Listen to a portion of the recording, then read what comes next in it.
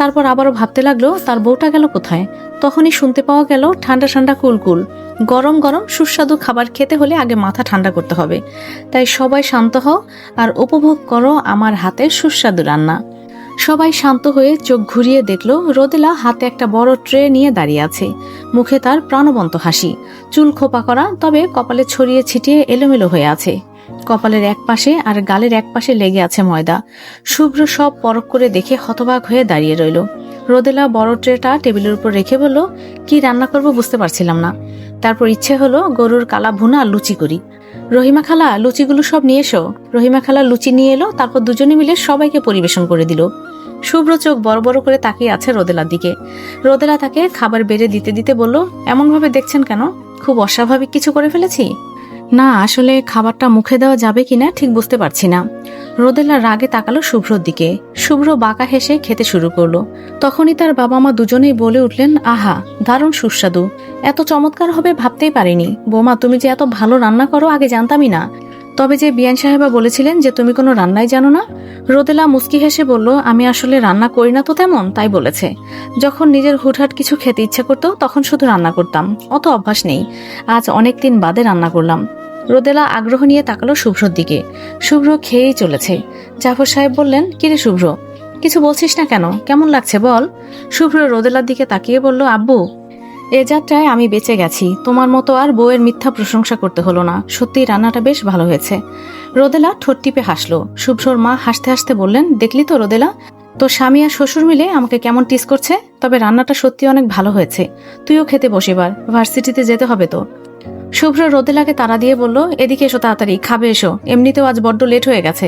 রোদেলা গিয়ে তার পাশে চেয়ারে বসে আরেকটা প্লেট নিতে যাচ্ছিল, কিন্তু শুভ্র তাতে বাধা দিয়ে নিজের প্লেট থেকে খাইয়ে দিতে লাগলো রোদেলাকে। তার বাবা মা খাওয়ার ফাঁকে ফাঁকে তা দেখে হাসতে লাগলেন। রোদেলা লজ্জা পাচ্ছে কিছুটা, আবার খুব ভালোও লাগছে তার। শুভ্র নিজেও খাচ্ছে আর তাকেও খাওয়াচ্ছে। হুট করে শুভ্র ফিসফিস করে বলল, পাক্কা গিন্নি হয়ে গেছে দেখছি আমার বউ। এইটুকুতেই? আরো অনেক কিছু করতে হবে পাক্কা গিন্নি হতে গেলে, বুঝলেন মাস্টার মশাই? বুঝলাম। শোনো, আজ কিন্তু ওই জিশানের পাশে বসতে যাবে না, একদম মানা করেছি কিন্তু আমি। কেন, জেলাস আপনি? খুব জেলাস। তাহলে বরং আপনার কোলে বসেই ক্লাস করব। এতে আপনারও আর জেলাস হতে হবে না, আমিও আরামে বসে ক্লাস করতে পারবো। পারলে তাই করতাম। এখন খাও চুপচাপ। দুজনে ফিসফিস করে কথা বলে মিটিমিটি হাসছে। সেই দৃশ্য দেখে শুভ্রর বাবা মা একে অপরকে বললেন, কি সুন্দর লাগে দুইটাকে একসাথে, তাই না? মাশাল্লাহ, কারো নজর না লাগুক। সময় যত অতিবাহিত হচ্ছে শুভ্র রোদেলার প্রতি তত আসক্ত হয়ে পড়ছে। দিন দিন তার রোদেলার প্রতি অবসেশন বেড়েই চলেছে। রোদেলা এই মুহূর্তে এই ব্যাপারটা বেশ উপভোগ করছে। তার বরাবরই ইচ্ছে ছিল তার স্বামী তাকে অনেক বেশি ভালোবাসবে, তার জন্য প্রচুর পাগলামি করবে। আর শুভ্র যেন তার থেকেও বেশি করছে। এত যত্ন, এত ভালোবাসা পেয়ে সে নিজেকে রাজরানী ভেবে বসে মাঝে মাঝে।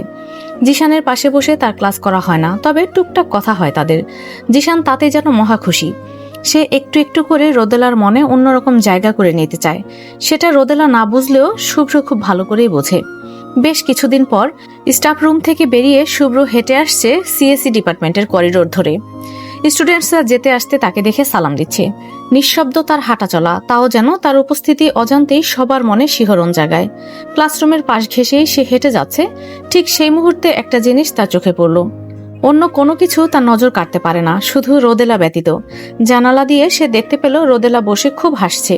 তার খিলখিল হাসির ধ্বনি যেন শুভ্রর বুকে কাঁপন ধরিয়ে দিচ্ছে। হৃদযন্ত্র স্পন্দিত হচ্ছে খুব দ্রুত। অজান্তেই ঠোঁটের কোণে হাসি ফুটে উঠল শুভ্রর। কিন্তু সেই হাসি বেশিক্ষণ স্থায়ী হলো না, যখন দেখলো দুটি ছেলে রোদেলার পাশে বসে হেসে হেসে কথা বলছে। সে খেয়াল করলো রোদেলা ছেলে দুটোর কথা শুনেই বেশি হাসছে। অবিলম্বেই তার মুখের হাসি মিলিয়ে গেল। মুখে চিরচেনা সেই গাম্ভীর্যতা টেনে দ্রুত প্রবেশ করলো সে ক্লাসরুমে। তাকে দেখা মাত্রই ক্লাসের পরিবেশ ঠান্ডা হয়ে গেল। সবাই নিজ নিজ জায়গায় বসে পড়লো। রোদেলার পাশে বসলো প্রিয়া আর অনন্যা। সবাই ভীত চোখে তাকিয়ে আছে শুভ্রর দিকে। শুভ্রর পরনে কালো রঙের হাইনেক শার্ট, ওপর থেকে খোলা চকলেট ব্রাউন কোট, হাতে ঘড়ি, চুল জেল দিয়ে সেট করা। সব খুঁটে খুঁটে একবার দেখলো রোদেলা। মনে মনে স্বামীর খুব প্রশংসা করলো সে। কিন্তু শুভ্রর মুখভঙ্গি সে ধরতে পারছে না, রেগে আছে কিনা বুঝতে পারছে না। শুভ্র কিছুক্ষণ লেকচার দিয়ে হুট করে বলে উঠলো, আবিদ স্ট্যান্ড আপ। আবিদ ভয়ে ভয়ে দাঁড়ালো। তারপর তার কাছে এগিয়ে এসে শুভ্র কোটের পকেটে হাত গুজে দাঁড়ালো। মুখে গাম্ভীর্যতা বিরাজমান। কনটেক্সট সুইচিং কাকে বলে? থ্রেড ভার্সেস প্রসেস পার্থক্য কোথায়? সিপিইউ বাউন্ড প্রসেস আর আইও বাউন্ড প্রসেস মানে কি? ডেডলক কবে হয়, কিভাবে এড়ানো যায়? আবিদের মাথার উপর দিয়ে গেল সব। এই টপিকের উপর 2 দিন আগেই ক্লাস নিয়েছিল শুভ্র, কিন্তু তার এটা ভালো করে পড়া হয়নি এখনো। ঠিকঠাক উত্তর না দিতে পারলে শুভ্র যে তার কি হাল করবে কে জানে। তা ভেবেই সে হকচকিয়ে গেল। আমতামতা করে ভাঙা ভাঙা উত্তর দিচ্ছে দেখে শুভ্র হাত ইশারায় তাকে থামতে বলল। আবিদ থেমে গেল। সারাক্ষণ হাসি তামাশা নিয়ে ব্যস্ত থাকলে এই অবস্থাই হবে। তুমি সিএসসিতে কেন এসেছো? তোমার উচিত ছিল এমন কোনো সাবজেক্ট নেওয়া যা থেকে বেশি বেশি হাস্যরসিক কথাবার্তা শেখা যায়। যাও, গিয়ে নীল ডাউন হও। আবিদ চমকে উঠল। এতগুলো ছেলে মেয়ের সামনে কিনা নীল ডাউন হব? কিন্তু শুভ্র নির্দেশ উপেক্ষা করার মতো না, তাই সবার সামনে চুপচাপ গিয়ে নীল ডাউন হয়ে রইল সে। তারপর শুভ্র নজর গেল তামিমের দিকে। তাকেও একের পর এক প্রশ্ন করে গেল। প্রশ্ন করতেই থাকলো যতক্ষণ না তামিম কোনো ভুল উত্তর দিল। অবশেষে তাকেও নীল ডাউন করালো। ক্লাসের সবাই বিস্মিত হয়ে দেখে যাচ্ছে এসব। রোদেলা অনেক ভেবে বুঝতে পারলো শুভ্রর এমন আচরণের কারণ কি। প্রিয়া ফিসফিস করে বলল, আল্লাহ, আজকের মতো বাঁচিয়ে দাও এই ঘূর্ণিঝড়ের হাত থেকে। মনে হচ্ছে শুভ্র স্যার আজ সবাইকে নীল ডাউন করিয়ে ছাড়বে। রোদেলা চুপ রইল। পাশে বসে থাকা অনন্যা বলল, তাতে কি? এমন হ্যান্ডসাম প্রফেসরের কাছে শাস্তি পেতেও ভালো লাগে। রোদেলা তাকালো অনন্যার দিকে ভুরু কুঁচকে। রাগে গা জ্বলে গেল তার। অনন্যা মিটিমিটি হাসছিল শুভ্রকে দেখে।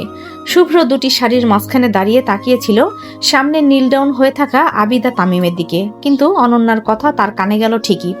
পিছু ফিরে সে অনন্যাকে দাঁড় করিয়ে ইচ্ছে মতো প্রশ্ন করে গেল। অনন্যার মাথা ঘুরতে লাগলো এক পর্যায়ে, কিন্তু তাকে আর নীল ডাউন হতে হয়নি। সবার সামনে গিয়ে দাঁড়িয়ে থাকতে বলা হয়েছে শুধু। রোদেলা বিড়বিড় করে বলল, বেশ হয়েছে, এবার দেখ কেমন লাগে। তারপর সে চোখ ঘুরিয়ে পুরো ক্লাসে জিশানকে খুঁজলো, কিন্তু জিশান আজ আসেনি। না হলে আজ জিশানকেও ছাড়তো না শুভ্র। গাড়িতে চুপচাপ বসে আছে রোদেলা। শুভ্র গম্ভীর মুখে সামনে তাকিয়ে ড্রাইভ করে যাচ্ছে। রোদেলা আর চোখে তাকিয়ে দেখছে শুভ্রকে। হুট করে শুভ্র তার দিকে না তাকিয়ে বলল, আর চোখে তাকাবেন আমার দিকে, সরাসরি তাকাও। রোদেলা চমকালো কিছুটা। তারপর শুভ্রর দিকে সরাসরি তাকিয়ে বলল, আপনি কিছু বলছেন না কেন? কি শুনতে চাও? আপনি আমার উপর রেগে আছেন আমি জানি। আচ্ছা, এতে এত রাগার কি আছে বলুন? ক্লাসমেটদের সাথে কি একটু হেসে হেসে আড্ডাও দেওয়া যায় না? যত খুশি আড্ডা দাও, আমি কি বারণ করেছি তাতে? নাকি তোমাকে বকেছি? আমার সাথে কোনোটাই করেননি, কিন্তু আমার রাগ অন্যের ওপর ঝেড়েছেন। আমি কোনো রাগ ছাড়িনি, এটা খুবই সিম্পল একটা বিষয়। টিচার হিসাবে স্টুডেন্টকে শাস্তি দিয়েছি, ব্যাস। রোদেলা আর কথা বাড়ালো না। শুভ্রর সাথে কথা সে পারবে না। রাত বাজে 8টা। নিঃশব্দ পরিবেশ, শুধু দেয়ালে টানানো ঘড়ির টিকটিক শব্দ আর মাঝে মাঝে কাগজের মৃদু খসখসানির শব্দ শোনা যাচ্ছে। বেডরুমে টেবিলের সামনে বসে আছে শুভ্র। চোখে ফর্মাল গ্লাস, বইয়ে মুখ গুজে রেখেছে গভীর মনোযোগী হয়ে। ঠিক তার বিপরীতে বসে আছে রোদেলা। খোলা বই সামনে, কিন্তু মনটা বইয়ের মাঝে নেই একদমই। শুভ্র বই থেকে চোখ খুলে তাকালো রোদেলার দিকে। দীর্ঘশ্বাস ফেলে বলল, মন কোথায় ঘুরে বেড়াচ্ছে তোমার এখন? জানি না, ভালো লাগছে না আমার। এই টপিক আমার মাথায় ঢুকছেই না। ঢুকবে, তুমি মনোযোগ দাও। আগে আরো 2বার এই টপিক পড়িয়েছি তোমায়। চেষ্টা করতে থাকো, অবশ্যই পারবে। অসম্ভব। আপনি আজকে আমাকে কতগুলো টাস্ক দিয়েছেন, সেগুলো কমপ্লিট করতে করতে আমার অবস্থা কাহিল। আর আমি পারবো না এগুলো। এটা বললে কি করে হবে? আমার বউ যদি আমার সাবজেক্টে অন্যদের চেয়ে ভালো না করে, তাহলে আমার আর আমার বউর দুজনেরই নাক কাটা যাবে। তাই অন্যদের চেয়ে বেশি গুণ তোমায় করতে হবে। রোদেলা ঝুঁকলো। থুতনিতে হাত রেখে মুখে দুষ্টু হাসি এঁকে বলল, আপনি বুঝতে পারছেন না মাস্টার মশাই, আমি তো মনোযোগ দিতেই চাচ্ছি, কিন্তু সামনে এত সুদর্শন একজন পুরুষ বসে থাকলে কি আর বইয়ে মনোযোগ থাকে? তার দিকে চলে যায় বারবার। শুভ্র বাঁকা হাসলো। তারপর রোদেলার চোখে চোখ রেখে বলল, আমি কিন্তু সিরিয়াস রোদ, পড়াশোনার ব্যাপারে নো কম্প্রোমাইজ। রোদেলার কিছুতেই পড়তে ইচ্ছে করছে না আর। তাই চেয়ার ছেড়ে উঠে ধীর পায়ে হেঁটে গিয়ে দাঁড়ালো শুভ্রর কাছাকাছি।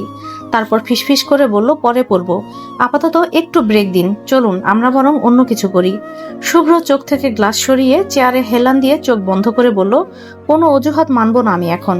রোদেলার হাত ছুঁয়ে দিল তার কাঁধে। আর একটু কাছে গিয়ে বলল, আমি এই মুহূর্তে আমার সিরিয়াস মাস্টারমশাইকে দেখতে চাচ্ছি না একদমই। আমার সেই একান্ত ব্যক্তিগত রোমান্টিক মাস্টারমশাইকে দেখতে চাই এখন। রোদেলা শুভ্রকে জড়িয়ে ধরল আলতোভাবে। তার নিঃশ্বাসের উষ্ণতা লাগলো শুভ্রর গালে। আবার রোদেলা তার কানে ফিসফিস করে বলল, শুধু কিছুক্ষণের জন্য। শুভ্র গভীরভাবে শ্বাস নিল। তার মানসিক দৃঢ়তা একটু নড়বড়ে হয়ে উঠল। সহসাই রোদেলাকে জড়িয়ে ধরে বলল, কিভাবে আমার অ্যাটেনশন অন্যদিকে নিতে হয় তা ভালো করে বুঝে গেছো দেখছি। আমাকে নিজের কন্ট্রোলে নেওয়ার ধান্দা। প্রফেসর শুভ্র তালুকদারকে কন্ট্রোলে নেওয়া এত সহজ নয় আমি জানি, তবে চেষ্টা করতে ক্ষতি কি? অতর্কিতেই শুভ্র রোদেলাকে কোলে নিয়ে চলে গেল বিছানায়। কেটে গেল কিছু মুহূর্ত। শুভ্রর বুকে মাথা রেখে চোখ বুজে আছে রোদেলা। তার চুলে হাত বুলিয়ে যাচ্ছে শুভ্র পরম আবেশে। হঠাৎ শুভ্র বলল, রোদ। অনেকদিন তো হলো, এবার কি আমি তোমার মুখে একটু তুমি ডাক শুনতে পারবো না? রোদেলা মুখ তুলে তাকালো শুভ্রর দিকে, তারপর অভিমানী সুরে বলল, আপনি তো কখনো শুনতেই চাননি। আমি ভেবেছি তোমার হয়তো একটু সময় লাগবে, ধীরে ধীরে হয়তো নিজে থেকেই তুমি বলবে, তাই কিছু বলিনি। আর আমি ভেবেছি আপনার হয়তো আমার মুখে আপনি ডাকটা শুনতেই ভালো লাগে। দুজনেই ভুল ভেবেছি। আচ্ছা, এখন আমার খুব শুনতে ইচ্ছা করছে, এখন একবার ডাকো না। একবার? আমি তো মনে মনে বারবার তুমি বলে সম্বোধন করি আপনাকে, আর আপনি না তুমি বলো। বলো শুভ্র, আমি তোমাকে ভালোবাসি। দেখ, এত লম্বা কথা বলতে হবে কেন? এত লম্বা কথা কই, সব কথাতেই এখন থেকে তুমি করে বলতে হবে। তাই বলে এটাই এখন বলতে হবে? হ্যাঁ, বলতে হবে। আমি পারবো না অন্য কিছু বলি। শুভ্র রোদেলাকে বুকের ওপর থেকে সরিয়ে একপাশে শুয়ে হাত দুটো মাথার কাছে নিয়ে চেপে ধরে তার উপর কিছুটা ঝুঁকে বলল, আমি তো রেগে যাচ্ছি, এক্ষুনি বলো, এটাই বলো। রোদেলা চোখ বন্ধ করে বলল, ঠিক আছে বলছি, বলো। আমি? হুম, আমার নাম ধরে ডেকে বলো। উফ, বলছি শুভ্র, আমি তোমাকে ভালোবাসি। শুভ্র কয়েক সেকেন্ড নিষ্পলক তাকিয়ে নির্বাক রইল, অতঃপর ধীরে ধীরে রোদেলার হাত ছেড়ে দিয়ে বলল, আবার বলো। চোখ খুলে আমার চোখে চোখ রেখে বলো। রোদেলা চোখ মেলে তাকালো। আজ প্রথমবার সে শুভ্রকে নাম ধরে ডেকে ভালোবাসার কথা জানাচ্ছে, তাই খুব লজ্জা লাগছে তার। কিন্তু শুভ্রর চোখে মুখে ফুটে উঠছে আবেদন, তাই সে শুভ্রর দুই গাল হাতে আগলে ধরে আবারও বলল, ভালোবাসি তোমায় শুভ্র, খুব খুব বেশি ভালোবাসি তোমায়, তুমি শুধুই আমার শুভ্র। আমি চাই তোমার শুভ্রতা আমার আলোয়, আমার ভালোবাসায় মিলে মিশে একাকার হয়ে যাক। জানো শুভ্র, তোমার নামটা শুনলেই মনে কেমন একটা শান্তি শান্তি অনুভব হয়, চারপাশটা খুব স্নিগ্ধ লাগে, বুকের মাঝে ছড়িয়ে যায় এক আবেশ আর পবিত্রতা।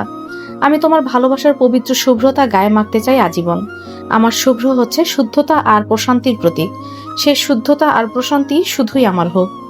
শুভ্রর চোখ ছলছল করছে আনন্দে আবেগে। সহসাই সে রোদেলার মুখে মাথা গুজে চোখ বুজে ফেলল।